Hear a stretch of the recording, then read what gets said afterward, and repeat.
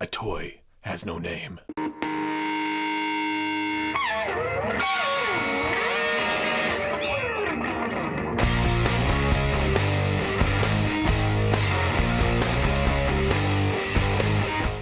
Okay, people, welcome back to another Fwoosh review. Tonight I'm taking a look at the McFarlane Toys Game of Thrones Arya Stark. Now, before anybody asks, this is actually a sample from the McFarlane Toys booth at Toy Fair. They're not actually available yet. I think the due date is April, and the cost will be about $20, $25, somewhere in there. But looking at the package, it's minimal. This isn't going to take a lot of peg room here because of the narrowness of the package. But it does its job. It's Game of Thrones, it's Arya Stark, here's the House Stark logo. 12 plus, HBO, McFarlane Toys, it gets everything out there that needs to be out there. While showing everything you get in the package, it works. That's all I can say. On the back, you can see the other characters in this series. You have Jon, you have Daenerys, you have Night King. It comes with their weapons. You have this smaller scale dragon. Now, this is cool. Me, I would love just a full scale dragon in line with the 6-inch stuff. But man, that would be a big package, and man, that would be a lot of money. This dragon right here is supposed to be fully articulated, so it's a cool little piece maybe in the background of pictures of these. You could find a use for it, I guess.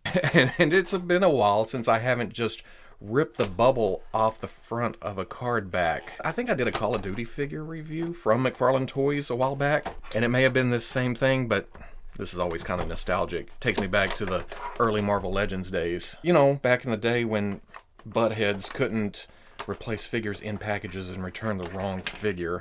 Assholes. And there is a base taped to the back of the package down behind the logo and stuff. It's cool. Game of Thrones logo. It's just printed on there. Got the peg for the foot and pretty basic. I probably won't use this. And there we go, all out of the package, and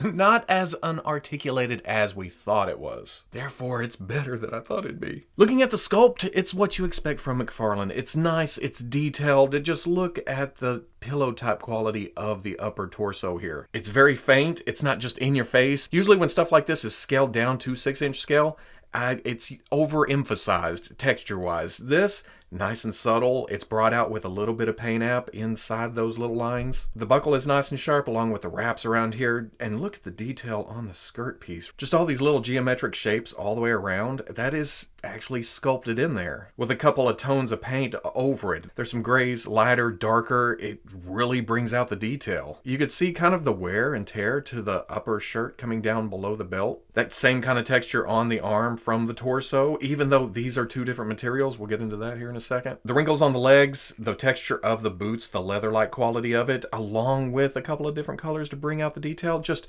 overall, nothing stands out at you. Everything just works so well together. And then we get up to the head. There is something undeniably Arya. You look at it and you think, oh, yep, that's the character. But at the same time, something is a little bit off. I don't know if it seems a little puffy, maybe a little wide. There's just something to the face that's throwing it off. You can see kind of a pinkishness to the cheeks. The eyes are punched in really well with kind of a glint of light in there to up the realism a little bit. With Arya, her eyebrows are very prominent. Same thing here, nicely painted on there. Just a slight color to the lips. But then where the hair meets the skin, they've done this paint app where it's kind of little bitty hairs. And it works better at a distance. Once you get right up on it, focus, it looks like little paint apps and you can't get away from that. But then you get to the hair, just nicely done. Nice sculpt. Again, it doesn't look like it. It looks like all dark brown, but there's a little bit of lighter brown dry brush on top just to punch a little detail out. It's a little soft. Not the softest in the world. It's not going to get up and out of the way. But talking about the torso, it's actually a rubber overlay piece. So it gets out of the way of the arms when you come up and around. And with the arms being plastic, it's hard to tell that these are actually two different materials. So good job there, McFarlane. And then the skirt piece is a very soft, very thin material. The problem is there's no cuts in it to allow for the hip articulation. And there is hip articulation. There's actually out, which at first I thought, oh, it's just a T-joint. You can only go forward and back. Nope, there is out too. But because of that skirt piece, it has no, it's got give. It's just not open to give, more give. I don't know where I'm going. But in the sculpt, there are these natural breaks where it feels like there should be. So, I know this is an early sample, but I've got to try it. I've got to see what happens here. I'm going to try to cut back and into it. That way, if I can bring it back together, or if I don't like it, I can actually try to glue it back together, or it won't be as noticeable. And split it there. You can see that the texture for the pants run all the way up. You can see that there is actually hip joint, and holy shit, that goes all the way out. And it's not that noticeable when you actually use that articulation. So I don't regret splitting the skirt on the side. In fact, I like it so much, let's do it over here. I'm gonna try to do more of a straight down cut on this side. That way it's not quite as noticeable when I use the articulation. There's a smooth piece right there, but it's fairly clean. And once it, oops. Okay, I did pop the hip out, which gives me a better look at the articulation here. I just overextended it, so when it got to here, pop. You can see the head of that isn't the biggest, but it should pop right back in, right? Yep, pops right back in, usable, not a bad thing. In fact, it seems like the last couple of McFarlane figures I've gotten, the Fortnite, the Call of Duty, when something popped off like that, it was easy to put back in. It's almost like they're doing that on purpose. You get all manhandly with it. Oh, I broke it. No, it just came apart to keep from breaking it. So that's a cool thing. Now, I did run into another problem. When I tried to move the right ankle, I moved it forward. Oh, good range of movement. When I moved it back, it wanted to pop off. And I think that's because there's a little bit of flash right here on the bottom of the leg. I'm gonna try to shave that off just to get it out of the way, and hopefully it'll work like the left, which is very smooth. Whenever you come forward, you come back, it looks seamless almost right there. And while I have that apart, that is a dumbbell joint in the ankle. Ball at the top, ball down in the foot. It gives you extra range of movement down here. Well, the back of the foot still wants to catch on the bottom of the leg right there, so you gotta kind of shift back and move the ankle back and around to bring the foot down. Or well, back. But it doesn't want to pop off as easy as it did. See, look at the range down there. Surprising. But while we're talking about articulation, there is a ball joint down at the bottom of the neck, hidden behind this rubber upper shirt piece. So it wants to push back a little bit because it's pushing against the collar right there, but you can get down. Does look up. Tilt. Tilt. Rotation. Hinge and swivel at the shoulder comes up to 90. Swivels around. Hinge and swivel at the elbow, but it does only go to 90. Then it swivels. The hand is sculpted to hold the sword out a little bit, but the hinge goes side to side. And there is also rotation. Oh, wait a second. Wait a second. What do we got going on here? As I was messing with it, does that turn inside there? Oh, yes, it does. So you can, it works like a figure arch joint. You can turn the ball joint in between the arm and the hand, and that gives you up and down hinge on the hands too. Oh, I'm discovering stuff as I'm going through it, and I already went through it once. Torso, unfortunately, is just a swivel. It feels like there is kind of a forward and back, almost like a ball joint hidden behind all this rubber piece, but it doesn't want to stay.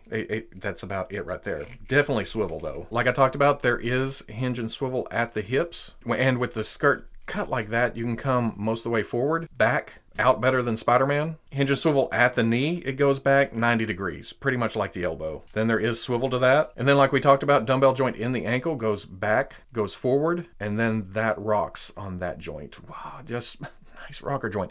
There is a little bit of looseness to this on both sides.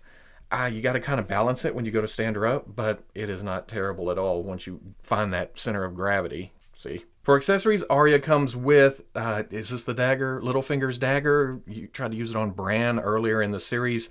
Last season, it comes up in Arya's hands. So this is a cool addition. And it's nicely painted, a dark brown with a gold, the red gem, silver on the blade.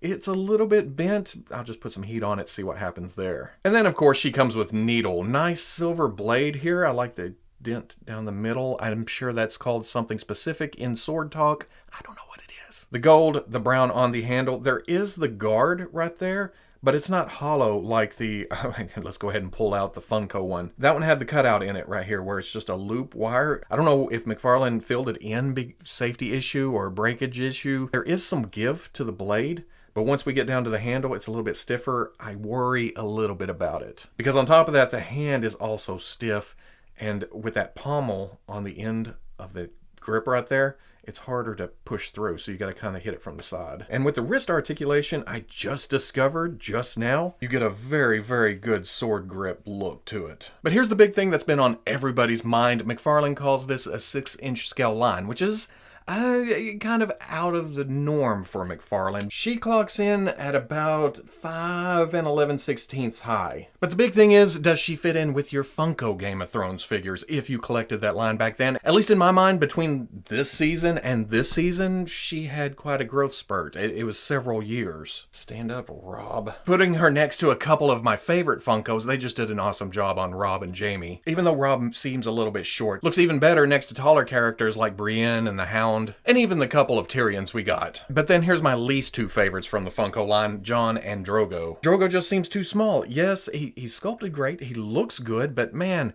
he needs to be bigger, some bulkier. And then Jon Snow's head.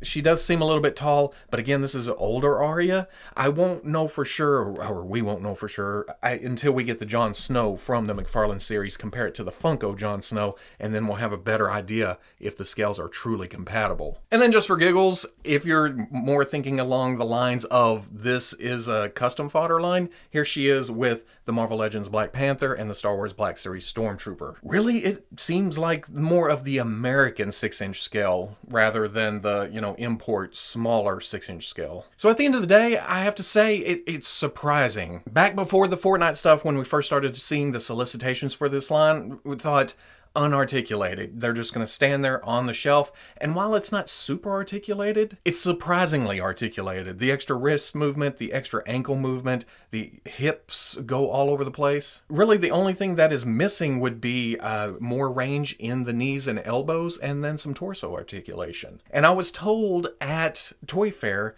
that future lines of this series, they are definitely considering the 22-point articulation system. That's what they're calling the Fortnite articulation. They've seen, they've heard, they know the popularity of the Fortnite stuff because of the articulation, and they are gung-ho to put all of that into all of their lines. This first series of Game of Thrones was already too far into productions before they made that realization. Now, another cool thing about the McFarlane line, they're starting at the last season. They're starting with the most current looks, whereas the Funko line started early. So they're kind of giving us those looks that are more current and different from what other companies are giving us. I have to say, it's a good idea. And that's on top of them just being kick-ass toys. Man, surprisingly good. So if you like the review, comment, like, subscribe. I'll catch you on the Fwoosh.